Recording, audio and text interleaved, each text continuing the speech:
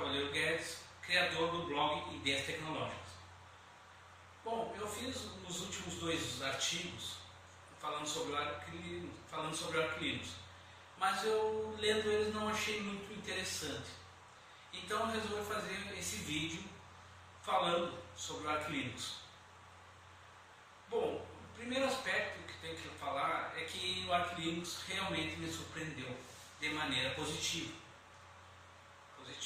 Ele é um sistema, é uma distribuição de Linux muito rápida, ágil, seu boot é muito rápido, é uma distribuição segura. Isso me agradou muito, principalmente em relação ao CentOS, que o boot do CentOS é mais lento em relação ao Debian, apesar de ser seguro, ele também é um pouquinho lento. Mas o Arch Linux não. O Arch Linux tem essa questão de ser rápido, seguro. Porém, não vou negar que eu tive algumas dificuldades com ele. As principais dificuldades foram as seguintes. Primeiro, foi em relação ao particionamento do HD e sua instalação. Eu usei o CFDisk, porque eu estou mais habituado a essa forma de particionar o HD. E eu fazia o particionamento da seguinte maneira: uma partição para o boot, uma para a raiz, outra para ROM, para OPT, VAR, USR, TMP e SWAP. Era assim que eu fazia o particionamento, sendo que o boot, a raiz e a ROM eu fazia primária e o resto tudo estendido. Mas o interessante é que quando eu fazia isso em outras distribuições, como o Debian, por exemplo, eu usava o sistema, eu conseguia fazer o boot, a primeira para bootar, o arquivo bootable, no boot tranquilamente. Só que nesse caso do CentOS, ele me apareceu algumas opções de usar algumas labels. E as duas que me chamaram a atenção foi o GTB, se eu não me engano, e o DOS. E o DOS é a forma que eu usava antes em outras distribuições. E no caso e o GTB era a primeira vez que eu estava ouvindo falar. Aí eu fui pesquisar mais a fundo sobre isso. E aí descobri que GTB dá para fazer mais de 100 partições primárias. E no DOS é a forma mais antiga para fazer isso. Então eu inicialmente eu fui experimentar no GTB. Mas quando eu fazia essa partição e fazia com a formatação em XFS, como sistema de arquivos, sempre dava erro na instalação, sempre. Mesmo usando dessa forma particionamento. E escolhendo inicialmente o XFS para todas as partições ou a BIOS boot para a partição boot, e sempre dá erro. Então eu pesquisei mais um pouquinho e aí falavam que era aconselhável usar para HDs menores de 2 teras, usasse essa forma antiga, o DOS, para particionar. Aí eu fiz esse particionamento, mas usar o XFS dava erro. Usava o XTO e XT4, começou a dar erro. Aí eu resolvi decidir o seguinte: fazer como acontece em vários vídeos, fazer a partição normal, fazer 4 partições normais, barra boot, barra home, barra raiz e a swap. Bom, e formatei usando um sistema de arquivos ext4. Aí funcionou sem problema nenhum, fez a instalação e aí ocorreu tudo certo. O segundo problema que eu tive foi a configuração da placa de redes. Aí eu uso a placa de rede Wi-Fi. Aí eu fiz toda a instalação usando o CD, configurou perfeitamente. Só que quando fui, depois de ter feito o comando para gerar o init trp, agora não me lembro o nome do arquivo, para o boot, para a imagem, para criar a imagem de kernel, ele não reconheceu esses módulos da placa de rede Wi-Fi. E o meu chipset dessa placa é o Atheros. E aí eu fiquei um bom tempo para formatar, para usar essa ferramenta, usando os mesmos comandos que usei antes de formatar, quando fazia a instalação.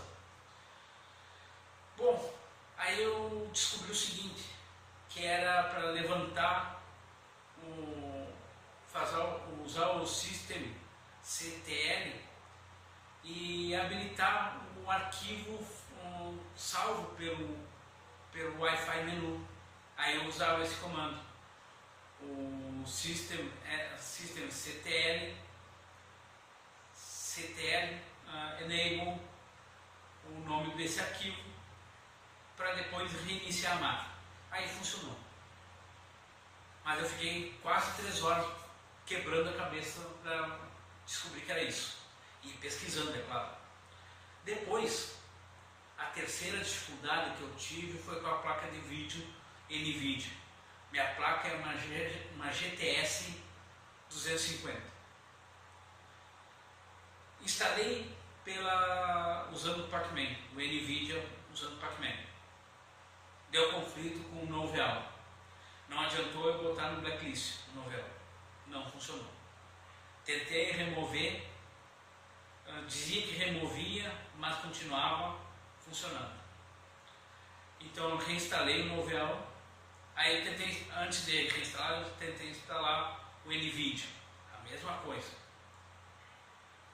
Aí eu resolvi fazer o seguinte, desisti e retornei ao Novell. Uma vez que eu não jogo, apesar de ter pensado nesses últimos dias em jogar, e também como eu não... as minhas edições de vídeo não são muito grandes, como vocês mesmos veem. Então eu resolvi deixar o Novell como padrão. Isso foi a terceira. A quarta dificuldade foi a instalação da minha multifuncional da HP modelo C4680. A impressora em si, ela reconheceu automaticamente. Isso foi muito bom. O problema maior foi a utilização do scanner. E aí instalei o XCM, instalei várias coisas, mas que eu não reconheci na hora da instalação. E resolvi, então, aí eu reiniciei a máquina, botei o meu usuário nos grupos, né, do scanner, do LP, foram os dois principais, funcionou. Campos também eu botei.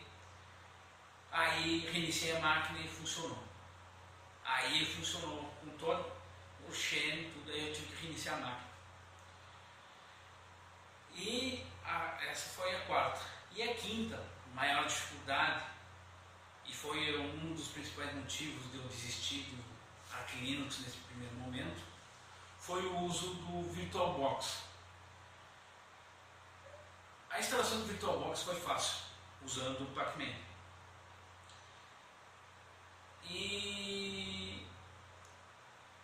Mas ele instalou a versão 11, 5.0.12R, agora me lembro o que mais, enfim, OS. E baixei a extensão antiga, porque uma vez que a versão atual é 14R alguma coisa, mas não é o 11. Aí funcionou, inicialmente funcionou a minha máquina virtual, mas de repente, do nada, começou a minha VM começou a abortar, parar de funcionar do nada. Então, a partir daí, eu resolvi parar. Eu disse, não, vou voltar para o CentOS, porque pelo menos lá essas coisas são mais estáveis. Esse foi um pouco mais estável nesse máquina virtual. Mas por que eu falo isso? Essa é a questão. Eu sou usuário, eu tenho alguns programas que eu uso no Windows, que é o caso do Photoshop e do Dreamweaver. O Photoshop estou quase desistindo, em breve eu vou conseguir fazer as mesmas coisas que eu no GIMP do que eu faço no Photoshop. Então, quem sabe algum tempo mais aí eu largo de mão o Photoshop. Mas o Dreamweaver não posso, por enquanto não, porque eu não consigo usar o MVU, que é uma alternativa para o Dreamweaver. Então, a partir daí eu ainda mantenho essa máquina. Além do mais, é que a maior parte dos meus clientes são usuários Windows, então eu tenho que me manter atualizado nesse sistema operacional. Então, por isso que eu mantenho o VirtualBox ainda com a máquina, uma VM com Windows.